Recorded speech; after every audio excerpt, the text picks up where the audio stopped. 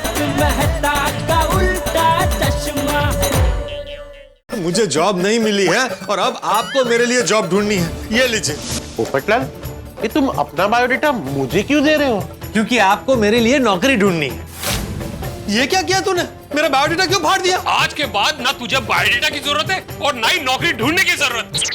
वो है आज के बाद तू अपने दोस्त के गराज में काम करेगा। अब देख डिब्बे, छोड़िए, ये गलत है। और मैं क्या कहता? भाई माना है कि यहाँ गराज में तू मेरा बॉस है, लेकिन ऐसे तू मुझे डिब्बे कह के नहीं बुला सकता। ये हक सिर्फ चंपक चाचा का। वो पप्पू मेरी गल तो पूरी सुन ले।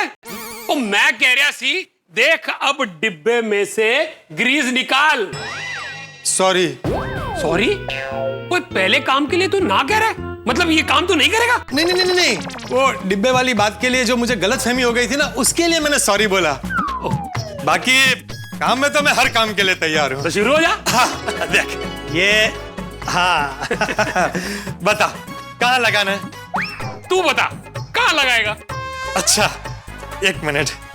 बता बता, देखे तो तेरी जनरल नॉलेज। कहाँ लगेगी? अरे वो तेरी, अरे सोडी। वो तेरी शक्ल तो बांदर जैसी हो गई है। अभी क्या करूं? वो पप्पू टेंशन ना ले, ये ग्रीस तो गैरेज के कामों में लगती रहती है। वही ग्रीस और ऑयल तो हम गैरेज वालों के लिए मेकअप है। ले, तू मुंह साफ कर, बोनट बंद कर दे। Sorry sorry sorry sorry sorry. मुझे पता नहीं था कि तेरा हाथ है। भगवान, काम शुरू करने से पहले मुझसे गड़बड़ हो गई। भाई तुझे लगा तो नहीं? देखो इसका चेहरा तो देखो। तू हंस रहा है? मतलब तू मजाक कर रहा था? मजाक नहीं, सबक दे रहा था तुझे। गैरेज के कामों में एहतियात बरतना पड़ता है। ये काम तेरे लिए थोड़ा मुश्किल था। आजा, तुझे कोई आसान सा काम दिखाता हूँ। आजा आजा, चल चल चल। आजा आजा आजा आजा आजा, पीछे आजा, पीछे आजा। ये देख, ये जो सिलेंसर का पाइप है ना, बाहर निकल। अरे क्यों है तेनू? और तो ठीक तो है? अरे भाई वो अंदर डर लग रहा था भाई, घबराहट हो रही थी। अरे पोपू, वो पहली बारी मैं भी जब ऐसे गया था ना, तो मैनू भी डर लग गया सी, लेकिन बाद में फिर आदत पड़ गई। अरे मेरे मुंह और गाड़ी के बीच में से 4 इंच का फर्क था। ऐसा लग रहा था कि किसी ने मेरी छाती पर गाड़ी रख दी है। ठीक है ठीक है, एक काम कर पोपू, तू ये रहने दे। तू एक काम कर, तू पाइप ले, कड्डी तो। वो ठीक है।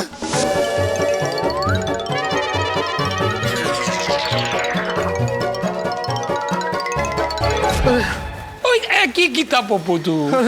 Sorry sorry sorry sorry. वो पानी बंद हो गया था, फिर मैं देख रहा था, एकदम अचानक से पानी आ गया तो उसमें गड़बड़ हो गई। सॉरी भाई।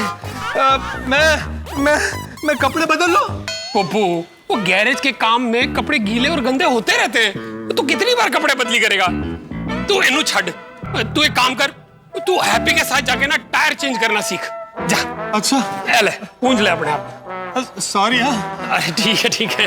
लीजिए पोपो जी। पोपू जी नहीं, पोपटलाल। सिर्फ सोडी मुझे प्यार से पोपो बुलाता है। ठीक है, आपको ना इस पे मारना है। हाँ, अरे ये तो आता है मुझे। ये देखो। अरे नहीं, जोर से मारना है। अच्छा जोर से? हाँ। देखो फिर जोर से अभी।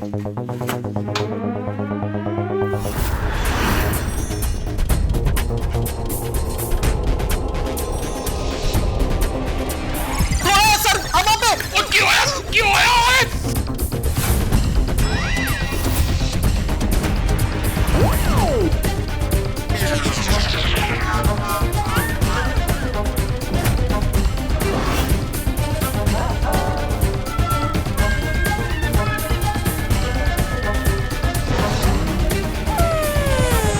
और पप्पू, तू ठीक तो है ना?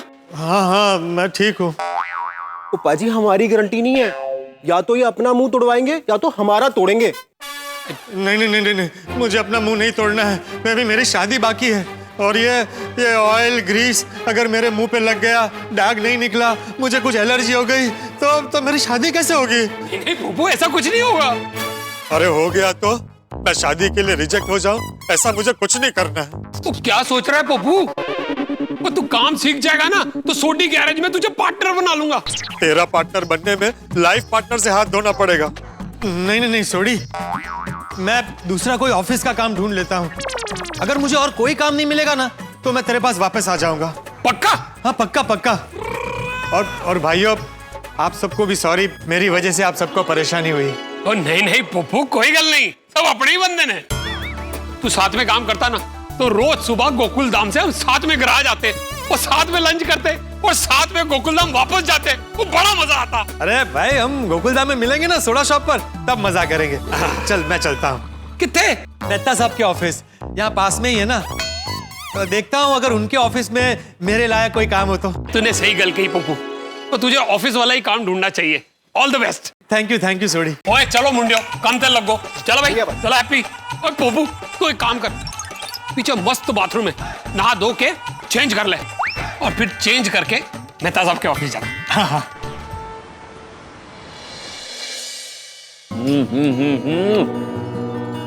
ऑफिस का यही मजा है, वर्क फ्रॉम होम में ये आनंद का। हाँ सर, अंजलि मैडम आई है। अरे यार तू कहाँ रखूं मैं? Sorry sir. तुम शर्म आती है, मजाक करता है तू? सच में आपसे कोई मिलने आया है। कौन? पता नहीं, बिना बारिश के छाता लिए हुए है। उन्होंने अपना नाम गोल्डन क्रो अवार्ड विनर भूतपूर्व पत्रकार पोपटलाल बताया है। भेजो भेजो भेजो भेजो भेजो। मेहता साहब, क्या बात है, ऑफिस में आया, क्या बात है? अरे ये क्या है, पार्टी चल रही है? अरे लो भाई, लो लो, तुम लो, मजा आएगा। अंजलि भाभी को पता है? रुको, कैसे मजाक कर रहे हो भाई, ऐसे मजाक मत किया करो। हैं? बैठो बैठो बैठो। हाँ। ऐसे आपके मजे हैं, मस्त टेस्टी नाश्ता कर रहे हैं। आपकी शादी हो गई है, आपके पास अच्छी भली नौकरी है, अपनी पर्सनल कैबिन है, लाइफ में कोई टेंशन नहीं। काश मेरे भी ऐसे ठाठ होते। भाई पोपटलाल, नजर मत लगाओ, मैं जानता हूँ मैं कैसे काम कर रहा हूँ भाई और किस तरह से काम कर रहा हूँ। और चलो ऑफिस का काम तो ठीक है, बॉस के पर्सनल काम करने पड़ते हैं, क्या करूं? मना नहीं कर सकता। और काम भी कैसे कैसे? मेहता, मेरी साली का एडमिशन कराओ। मेहता, मेरी सासू का टूर बुक कराओ। मेहता, मेरे घर का ताला खराब हो गया, चाबी वाला लेके आओ। और तो और मेहता, मेरे भतीजी का डॉगी खो गया, उसकी पुलिस रिपोर्ट कराओ।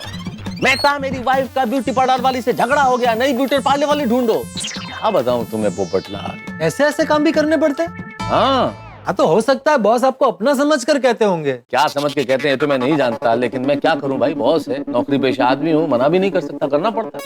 खैर छोड़ो भाई, हर नौकरी वाले की अपनी अपनी मजबूरी होती है। तुम बताओ, हाँ कैसे आना हुआ आज ऑफिस, कैसे आना हुआ? वो क्या हुआ ना, मैं सोडी के घर गया था बायोडाटा देने, तो सोडी ने मुझे अपने गैराज में ही काम पर रख लिया।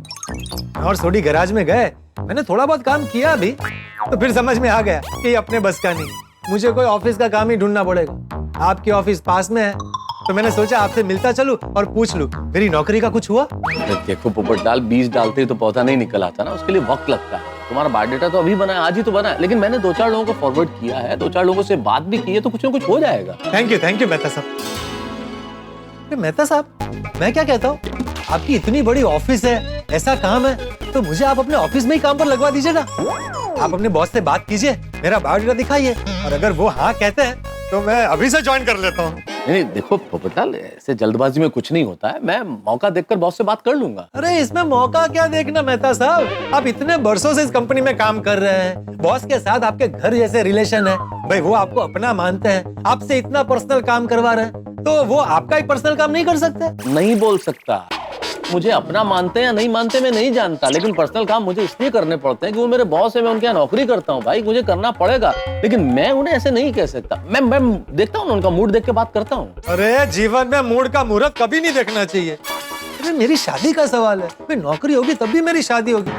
आप अभी क्या अभी बॉस से बात कीजिए, वरना मैं आपके बॉस से बात करता हूँ। शांति रखो ना भाई, मैं मौका देके कर लूंगा, बोला ना तुम्हें। अरे भाई साहब, आपके अंदर मैनर्स है कि नहीं?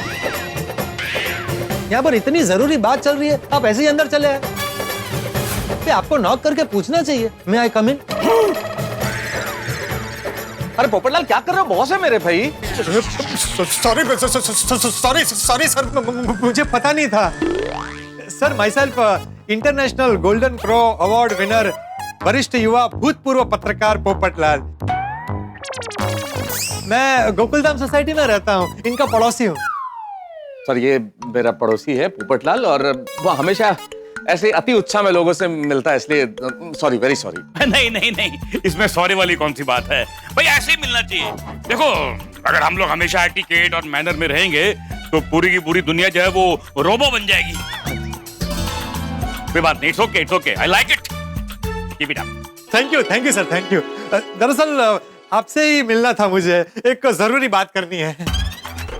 पोपट जी, पहले मैं मेहता से बहुत जरूरी काम है, पहले वो कर लूं, उसके बाद फिर आपसे बात करूंगा। श्योर सर, आप आराम से बात कर लीजिए, मैं बाहर वेट करता हूँ। नहीं नहीं, आप ये रहिए, you can stay here, I mean you can stand here, लेकिन हमारी बातों को सुनना मत। नहीं सर, अरे देखो मेहता, बात ये है जी, तुमको याद है ना वो मेरा भांजा पप्पू, मेरी बड़ी बड़ी बहन का बेटा। हाँ, अरे उसकी सगाई का सारा अरेंजमेंट मैंने ही तो किया था सर। हाँ, उसकी सगाई का अरेंजमेंट तुमने कराया था, लेकिन अब उसकी शादी का अरेंजमेंट भी तुमको ही करवाना है।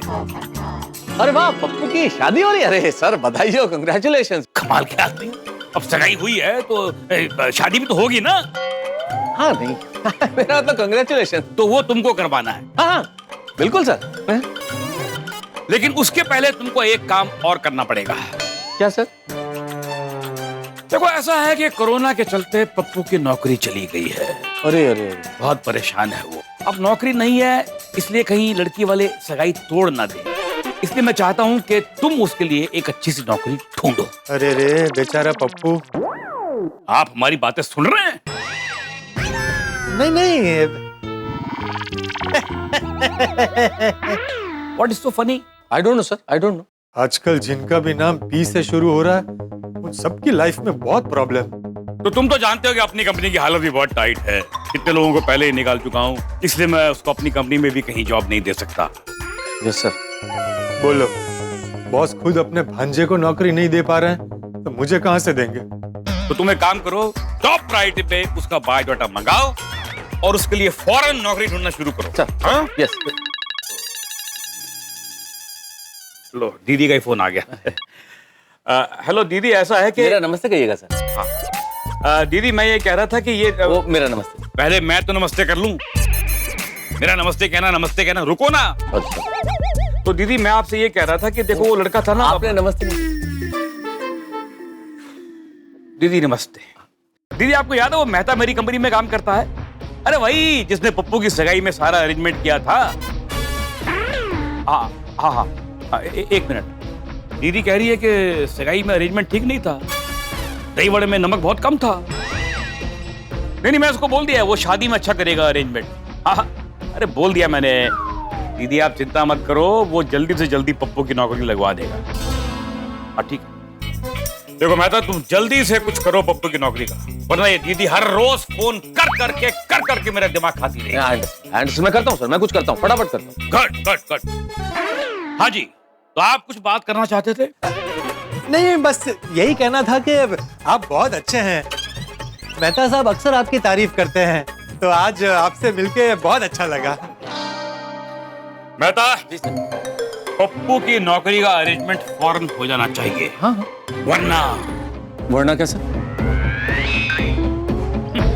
वरना तुम्हारी बीवी को बता दूंगा। नहीं सर, हो जाएगा। कचौरी, पात्रा, खांडवी हो जाएगा सर। इसमें भी नमक कम, इसलिए पप्पू की सगाई में नमक कम था।